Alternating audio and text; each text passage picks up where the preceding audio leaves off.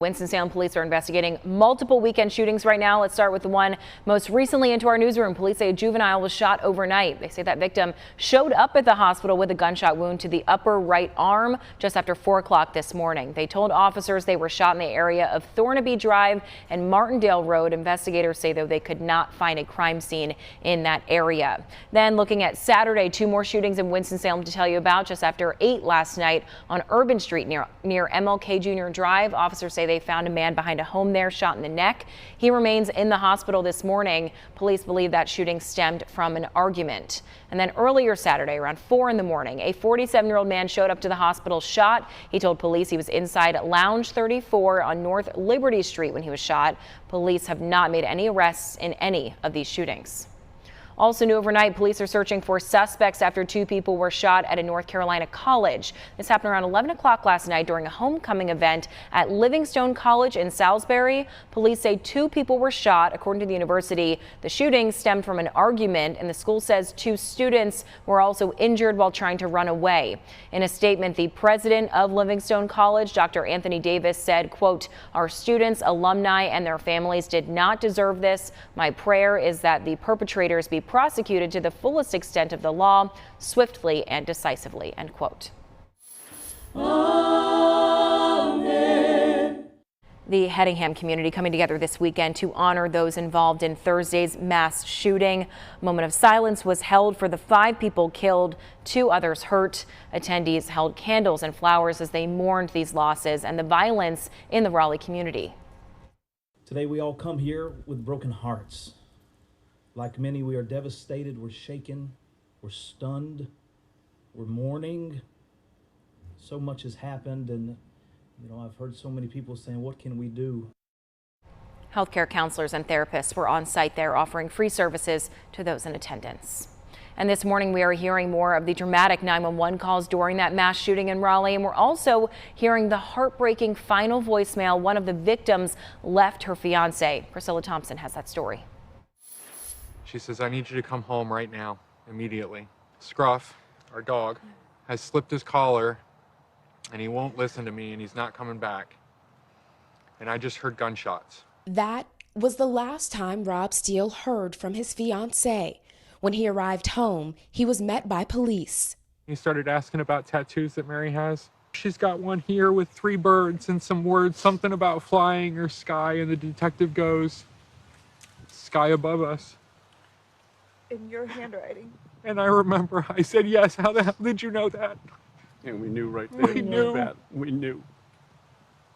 We knew she was gone. 35-year-old Mary Marshall, a Navy veteran, was killed Thursday, along with 4 of her neighbors. Newly released 911 calls describe the chaos and horror that unfolded during the deadly rampage. She's laying on the floor of the bush. On the bush. Is somebody on the porch too? Somebody on the porch? There's 2 people. The crime scene spanning 2 miles. Yes, I have a male shot, Hispanic. Okay. He's an off-duty cop? Where's his badge? He's an off-duty officer. The alleged shooter, a 15-year-old white male, remains hospitalized in critical condition as police search for a motive. Tonight, Mary's family desperate for answers. You were supposed to be walking your baby girl down the aisle. I was really looking forward to it. I couldn't wait for it. A celebration of life will be held on what would have been her wedding day. If you could ask him something. Why? I think that's, why? So sorry for their loss. Priscilla Thompson reporting there. The Wake County District Attorney says that if the shooter does survive, she plans to charge him as an adult. Back closer to home now. 4 people, including a juvenile, are facing charges after a shooting outside of Dudley High School in Greensboro. This happened Friday night just before 10:30 on Lincoln Street. Police tell us they found 1 person with a serious gunshot wound that night. At last check, they were still in the hospital. Arrested in connection with this shooting, 24-year-old Naeem Williams Donnell, Rashad Carter, and Centellis Cooper, both 18, as well as a juvenile. Police are still looking for 18-year-old Nasir Shipman, who they say was also involved. Now, it's important to note Dudley was hosting Rockingham County's football team on Friday night. We are still trying to confirm the timing of the shooting in relation to that football game, but you may remember last month the Dudley High School football game was canceled at half after multiple fights broke out. This happened while they were playing Durham's Hillside High School. Officers had to use pepper spray to break up the fights. One juvenile was charged in that incident.